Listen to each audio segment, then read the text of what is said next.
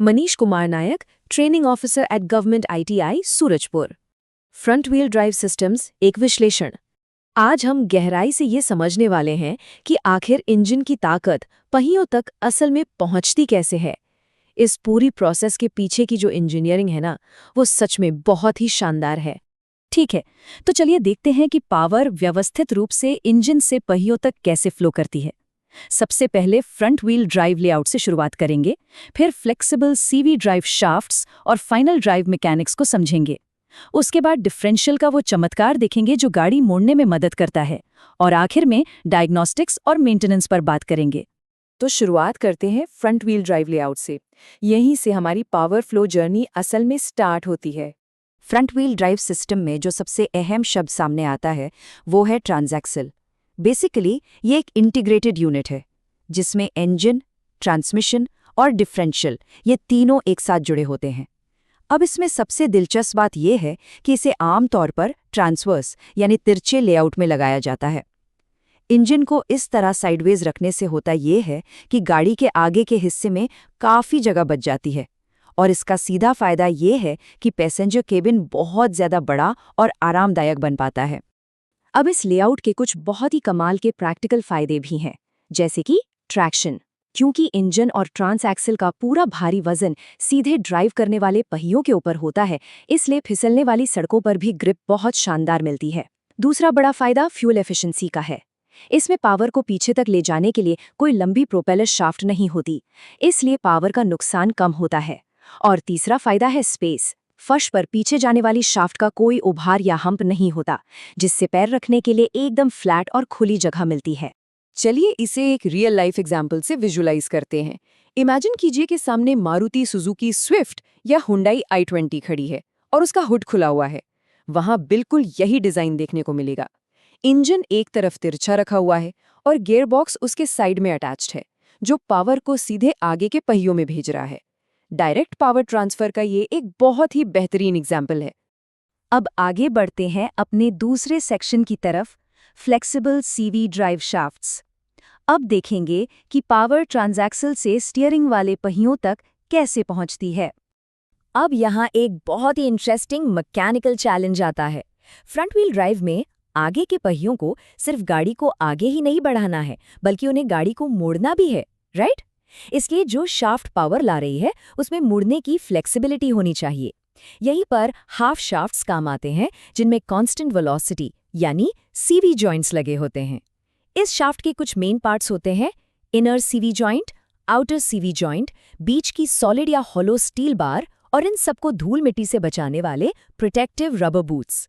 इन दोनों जॉइंट्स के बनावट से साफ पता चलता है कि ड्राइव शाफ्ट के दोनों सिरों पर कितनी अलग-अलग तरह की मैकेनिकल डिमांड्स होती हैं। इनर सीवी जॉइंट सीधा ट्रांसएक्सल से जुड़ता है और इसका मेन काम सस्पेंशन के ऊपर नीचे वाले मूवमेंट को हैंडल करना है। लेकिन आउटर सीवी जॉइंट को देखिए, ये पहिए के हब से जुड़ता है। इसे ऊपर नीचे का मूवमेंट तो संभालना ही है, लेकिन साथ ही गाड़ी मोड़ने के लिए हाई एंगल स्टीयरिंग का जो स्ट्रेस होता है उसे भी झेलना पड़ता है। चलिए अब थोड़ी सी गणित समझ लेते हैं कि इन शाफ्ट्स पर टर्निंग फोर्स काम कैसे करता है। टॉर्क का सिंपल सा फॉर्मूला है फोर्स मल्टीप्लाइड बाय रेडियस। आसान शब्दों में कहें तो इंजन गियर्स के जरिए जो फोर्स लगाता है उसे शाफ्ट के सेंटर से उसकी दूरी यानी रेडियस से मल्टीप्लाई करने पर हमें टॉर्क मिलता है, और यही वो ताकत है जो शाफ्ट को घुमाती है और गाड़ी को आगे ढकेलती है। खैर, फॉर्मूले से बाहर निकलकर एक बहुत ही प्रैक्टिकल मैकेनिक टिप डिस्कस करते हैं। कभी-कभी गाड़ी को तीखा मोड़ते समय एक तेज क्लिकिंग की आवाज आती है। ये इस बात का एकदम पक्का संकेत है कि रबर बूट फट गया है और उसकी वजह से आउटर सीवी जॉइंट खराब हो चुका है। रियल वर्ल्ड में कोई भी मैकेनिक सबसे पहले इसी डायग्नोस्टिक टिप का इस्तेमाल करता है।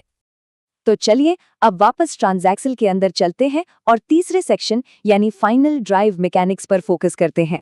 फाइनल ड्राइव वो आखिरी गियर्स का सेट है जिससे होकर पावर पहियों तक जाती है, और इसके बिना गाड़ी का चलना लगभग नामुमकिन है। इसके दो बहुत ज़रूरी काम हैं। पहला, ये इंजन के बहुत ज़्यादा आरपीएम को कम करके पहियों के लिए एक कंट्रोल्ड स्पीड सेट करता है, और दूसरा, स्पीड कम होने के साथ साथ ये टॉर्क को काफ़ी बढ़ा देता है। अगर ये टॉर्क मल्टीप्लाई ना हो तो पहिए बहुत तेजी से तो घूमेंगे, लेकिन गाड़ी के भारी वजन को आगे बढ़ाने के लिए उनमें जरा भी ताकत नहीं होगी। स्पीड को कितना कम किया गया है और टॉर्क को कितना बढ़ाया गया है, इसका कैलकुलेशन इस सिंपल फॉर्मूले से होता है। फाइनल ड्राइव रेशियो निकालने के लिए हम रिंग गियर पर मौजूद दांतों की संख्या को पिनियन गियर के दांतों की संख्या से डिवाइड कर देते हैं। इसे एक एग्जाम्पल से समझते हैं। मान लीजिए रिंग गियर में 41 टीथ हैं और पिनियन गियर में 10।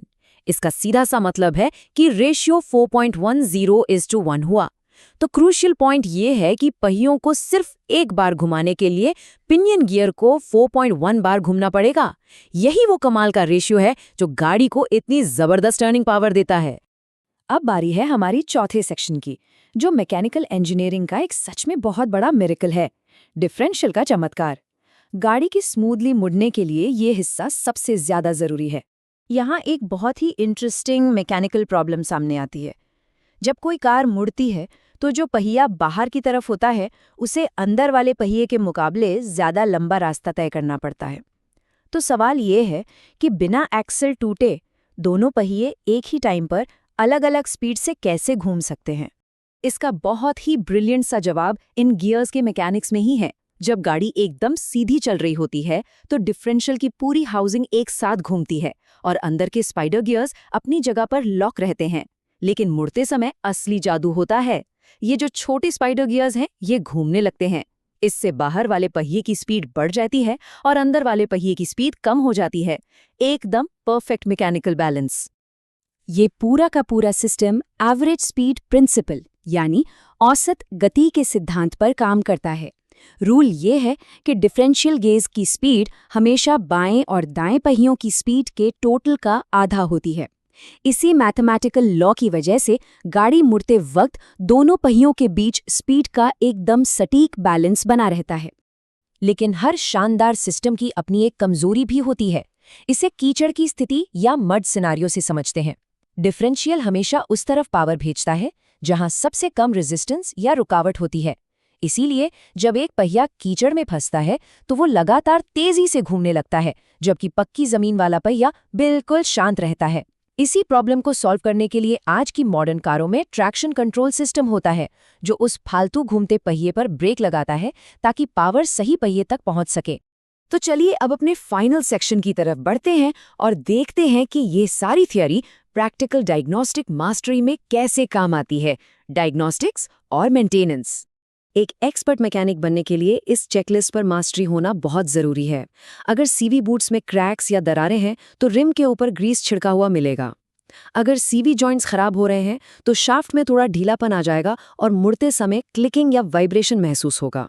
इसके अलावा ट्रांस एक्सिल में प्रॉब्लम होने पर उसका फ्लूइड लेवल कम हो सकता है या रंग बदल सकता है और गियर बदलते समय ग्राइंडिंग जैसी पीसने की आवाज़ आएगी। और लास्ट में अगर फाइनल ड्राइव के तेल में मेटल शेविंग्स दिखें या लगातार कोई तीखी आवाज़ आ रही हो तो समझ जाइए कि दिक्कत वहीं है। इन 4 चीज़ों को चेक करके फ्रंट व्हील ड्राइव की लगभग कोई भी प्रॉब्लम सॉल्व की जा सकती है।